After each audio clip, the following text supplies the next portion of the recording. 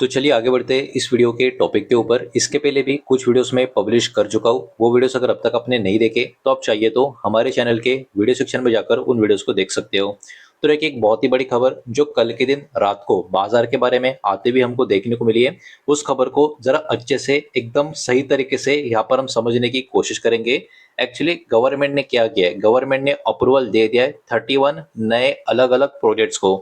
अब इन प्रोजेक्ट का कनेक्शन बहुत सारे अलग अलग कैटेगरी से भी आपको नजर आएगा, लेकिन इनके वजह से चार हमारे मार्केट के ऐसे कंपनियां ऐसे शेयर्स होंगे वो कहीं ना कहीं इस खबर के चलते अभी से लॉन्ग टर्म के लिए बहुत ही बड़ी फोकस में रहने वाले हैं।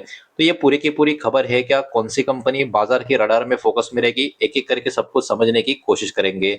तो गवर्नमेंट ऑफ इंडिया यानी भारत सरकार की बात करें, इन्होंने अप्रूवल दे दिया है 31 नए मैन्युफैक्चरिंग प्रोजेक्ट को, और ये सब कुछ ईसीएमएस यानी इलेक्ट्रॉनिक्स कंपोनेंट मैन्युफैक्चरिंग स्कीम के अंतर्गत ये पूरा का पूरा डिसीजन यहाँ पर आता हुआ आपको नजर आएगा।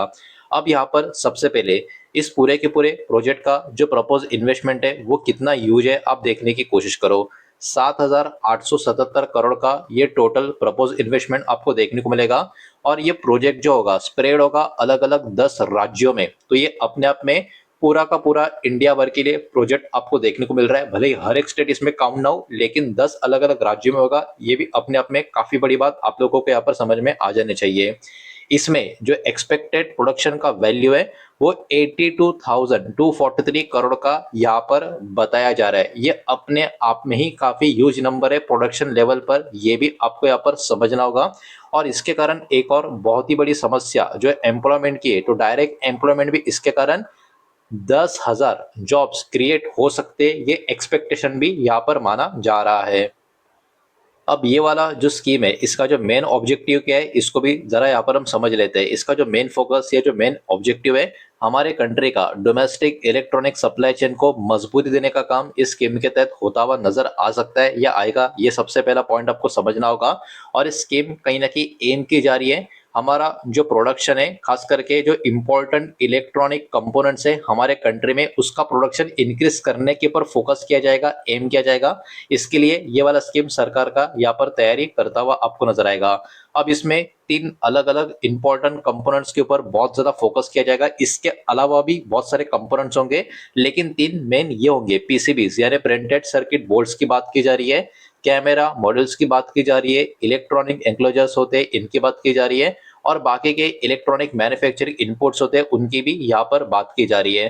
तो ये सारे कंपोनेंट्स के ऊपर इस स्कीम के तहत यहाँ पर फोकस रहने वाला है। और इसका ओवरऑल जो मेन ऑब्जेक्टिव है एकदम सिंपल सा है कि हमारा जो डिपेंडेंसी इंपोर्ट के ऊपर क्रिटिकल कंपोनेंट्स के लिए, उसका कहीं ना कहीं जो डिपेंडेंसी है उसमें रिडक्शन हमको लाना है। इसके कारण ये बहुत ही बड़ा स्टेप यहाँ पर आता हुआ हमको देखने को मिल रहा है।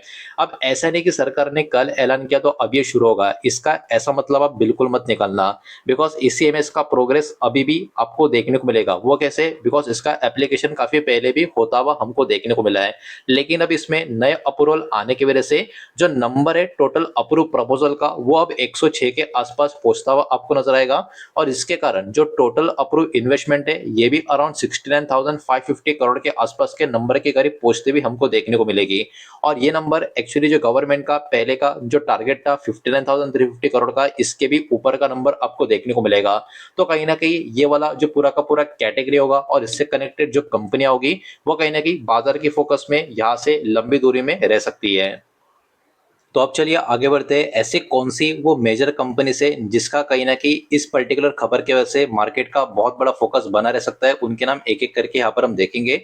लेकिन उसके पहले वीडियो को लाइक कर देना, वीडियो को शेयर कर देना। पहली बार चैनल पर आ चुके हो तो चैनल को भी सब्सक्राइब जरूर कर देना। और जो भी कंपनी के नाम या स्टॉक के नाम यहाँ पर हम देखने वाले हैं, ये किसी भी तरीके का बाय सेल का रिकमेंडेशन नहीं है, इन्वेस्टमेंट का एडवाइस नहीं है, इस बात को भी यहाँ पर आप ध्यान में रखें। तो पहली कंपनी आपको देखने को मिलेगी कैंस टेक्नोलॉजी। अब देखिए ये वाला कंपनी एक्चुअली बहुत सारे अलग अलग चीजों से ऑलरेडी जो ईसीएमएस का जो प्रोजेक्ट है इसमें पार्टिसिपेट करता हुआ प्लेयर आपको नजर आएगा। और ये वाला कंपनी ओवरऑल जिस टाइप का इस कंपनी का बिजनेस है, कामकाज है, इसके कारण वैसे भी लॉन्ग टर्म के नजरिए से बहुत सारे लोगों के आप एक कह सकते हो फोकस में बना हुआ है।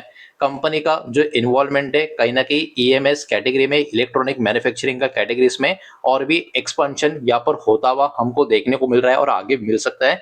इसके कारण इस खबर के चलते केन्स टेक का जो शेयर है ये मार्केट की नजर में बना रह सकता है। इसके बाद अगर हम बात करें तो डिक्सन टेक्नोलॉजी, ये वाला कंपनी भी फोकस में रहेगा, बिकॉज ये भी कंपनी अप्रूव प्रोजेक्ट की कैटेगरी में आपको देखने को मिलेगी, जो इस खबर से कनेक्शन में आपको नजर आएगी। और इनका भी जो फोकस है डोमेस्टिक इलेक्ट्रॉनिक मैन्युफैक्चरिंग का जो एक्सपांशन है इसके ऊपर यहाँ पर बना हुआ है। तो डिक्सन टेक का जो शेयर होगा ये भी मार्केट की नजर में बना रहेगा। विप्रो की बात करें तो यहाँ पर काफी इंटरेस्टिंग सिनेरियो थोड़ा आपको समझना होगा। विप्रो का जो अभी का स्टॉक मार्केट में लिस्टेड है, लेकिन विप्रो भी बहुत सारे अलग अलग कैटेगरी में काम करता है। और सिंपल सी बात है, विप्रो का जो बाकी का कंपनीज है वो मार्केट में अभी लिस्ट नहीं है। तो जो भी रिएक्शन होगा इन द एंड फाइनल वो विप्रो का जो मेन स्टॉक है उसमें ही आपको नजर आएगा। तो विप्रो के बारे में जो खबर है इसको थोड़ा सा आपको अच्छे से समझना होगा। तो विप्रो ग्लोबल इंजीनियरिंग की अगर हम बात करें एंड इलेक्ट्रॉनिक्स मटेरियल्स की बात करें तो ये प्लान कर रहे हैं एडिशनल 1033 करोड़ के इन्वेस्टमेंट का। और ये इन्वेस्टमेंट का जो कनेक्शन है मैन्युफैक्चरिंग कॉपर क्लैड लैमिनेट्स के बारे में होगा। ये बात यहाँ पर सबसे पहले आपको यहाँ पर ध्यान में रखनी है। और इस एडिशन की वजह से कंपनी का जो इन्वेस्टमेंट है इस स्कीम के तहत 1533 करोड़ के आसपास रीच होता हुआ आपको नजर आएगा। तो ये वाली बात विप्रो के बारे में आप लोगों को यहाँ पर ध्यान में रखनी होगी। और आखिरी प्लेयर आपको देखने को मिलेगा मदरसन। तो मदरसन ग्रुप की अगर हम बात करें तो इसमें दो स्टॉक मार्केट में आपको देखने को मिलेंगे, एक मदरसन इंटरनेशनल और दूसरा मदरसन वायरिंग। तो ये दोनों कंपनियां इस ग्रुप की बाजार के फोकस में बनी रह सकती है।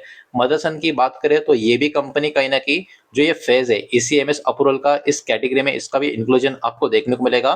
तो कहीं ना कहीं ये पूरा का पूरा जो डोमेस्टिक इलेक्ट्रॉनिक्स कंपोनेंट्स का इकोसिस्टम को मजबूती देने का काम किया जा रहा है। तो इससे कनेक्टेड जितनी सारी कंपनियां होगी वो फोकस में रहेगी, लेकिन बहुत बड़ा फोकस ये चार मेन कंपनी के ऊपर कहीं ना कहीं अभी बना रह सकता है। अब इस पर्टिकुलर खबर में जो नेक्स्ट पॉइंट है वो भी काफी इंपॉर्टेंट है, प्रोजेक्ट एग्जीक्यूशन का। अब यहाँ पर ये बात भी आपको ध्यान में रखनी होगी, बहुत सारे कंपनियां ऑलरेडी इस कैटेगरी में जो काम कर रही है उन्होंने ऑलरेडी बहुत सारे अलग अलग चीजें शुरुआत करके रखी है। तो बहुत सारी अलग अलग फैसिलिटीज है वो ऑलरेडी एडवांस स्टेज पे पहुंचती हुई आपको नजर आएगी। और जो भी इंफॉर्मेशन अभी के टाइम सामने निकल कर आ रही है, ये जो फैसिलिटीज है कहीं ना कहीं यहाँ पर एक्सपेक्टेशन ये भी निकल कर आ रहा है कि इनका जो ऑपरेशन होंगे वो भी अगले 2 से लेके 6 महीने में शुरू होते हुए हमको देखने को मिलेंगे। लेकिन एक्चुअल जो कमीशनिंग और जो प्रोडक्शन है वो जो भी होगा उसका जो डिपेंडेंसी होगा, किस तरीके से कंपनियां अपने प्रोजेक्ट को एग्जीक्यूट करती है उसके ऊपर होगा। ये बात भी आप लोगों को यहाँ पर ध्यान में रखनी है। अब ओवरऑल इस सेक्टर की अगर हम बात करें, खबर तो बहुत ही अच्छी निकल कर आ रही है, बहुत ही अच्छी लॉन्ग टर्म के लिए निकल कर आ रही है। शॉर्ट टर्म मीडियम टर्म में मुझे नहीं लगता पर्सनली इसका कोई बहुत बड़ा एक फायदा इन कंपनियों का, लेकिन लॉन्ग टर्म में कहीं ना कहीं मेरे हिसाब से सेक्टर के लिए और इन कंपनियों के लिए ये बहुत ही बड़ी गुड न्यूज मेरे हिसाब से तो एटलीस्ट मुझे समझ में आ रही है। लेकिन इसके साथ साथ सेक्टर में बहुत सारे चैलेंजेस भी है, इनको भी यहाँ पर हमको समझना होगा। ईएमएस या फिर इलेक्ट्रॉनिक मैन्युफैक्चरिंग की बात करें अभी के टाइम, ये हाईली कॉम्पिटेटिव सेक्टर आपको देखने को मिलेगा हमारी कंट्री में भी और ओवरऑल ग्लोबल लेवल पर भी। इसके लिए कंपनियों को जरूरत पड़ेगी मैनेज करने के लिए इनका खुद का जो प्रोडक्शन का कॉस्ट है उसको, रॉ मटेरियल के कॉस्ट को, ऑपरेटिंग एफिशिएंसी की बात करें मतलब जो एफिशिएंसी इसको भी कहीं ना कहीं सही तरीके से ऑपरेट करने के लिए भी अच्छा खासा फोकस करना होगा। कंपटीशन ऑलरेडी काफी ज्यादा हमको देखने को मिल रहा है, कैपेसिटी यूटिलाइजेशन का यूज किस तरीके से किया जाता है, ये सारी चीजें भी कहीं ना कहीं यहाँ पर ध्यान में रखनी होगी। तो बहुत सारे इंपॉर्टेंट ऑपरेशनल एग्जीक्यूशन कंपनियों के ऊपर किस तरीके से काम करेगी इसके ऊपर कहीं ना कहीं मार्केट का एक पर्टिकुलर फोकस बना रहेगा। साथ ही साथ डिमांड से कनेक्टेड फैक्टर्स की बात करें तो देखिए ये जो इलेक्ट्रॉनिक कंपोनेंट्स है इनका कनेक्शन स्मार्टफोन हो गया, आईटी के हार्डवेयर हो गया या फिर बाकी के जो इलेक्ट्रॉनिक प्रोडक्ट्स हो गया, इनके साथ इनका बहुत बड़ा कनेक्शन आपको नजर आएगा। और किसी भी प्रकार का स्लो डाउन अगर कंज्यूमर डिमांड में हो गया इन प्रोडक्ट्स को लेके, तो पूरा का पूरा जो डिमांड है कंपोनेंट्स का उसको भी अफेक्ट कर सकता है। तो ये सारी डिपेंडेंसी एक के ऊपर एक की जो हमको देखने को मिलती है, ये बात भी यहाँ पर आपको ध्यान में रखनी होगी। इसलिए जो एक्चुअल प्रोडक्शन के नंबर होंगे, रेवेन्यू का जो कॉन्ट्रीब्यूशन होगा वो पूरी तरीके से डिपेंड होगा कि मार्केट का डिमांड और प्रोजेक्ट का एग्जीक्यूशन किस तरीके से चल रहा है और डिमांड जितना है या नहीं है उस तरीके से सब कुछ हो रहा है या नहीं हो रहा है उन सब के ऊपर।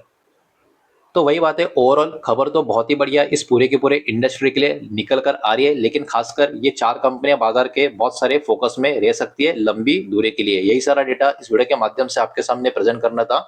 जो भी डेटा मैंने आपके सामने प्रेजेंट किया है सब कुछ एजुकेशनल इंफॉर्मेशनल न्यूज पर्पस के हिसाब से ही है। किसी भी तरीके का इन्वेस्टमेंट का एडवाइस या स्टॉक का रिकमेंडेशन मैं आपको दे रहा नहीं हूँ, ना ही मैंने आपको दिया है, इस बात को भी यहाँ पर आप ध्यान में रखें। उम्मीद करता हूँ वीडियो समझ आया होगा, पसंद आया होगा तो वीडियो को लाइक करें, दोस्तों से शेयर करें। पहली बार चैनल पर आ चुके हो तो सब्सक्राइब भी कर देना और कोई भी स्टॉक में निवेश करने से पहले खुद की स्टडी रिसर्च जरूर करें, फाइनेंशियल एडवाइजर की सलाह जरूर ले। मिलते हैं नेक्स्ट वीडियो में, धन्यवाद।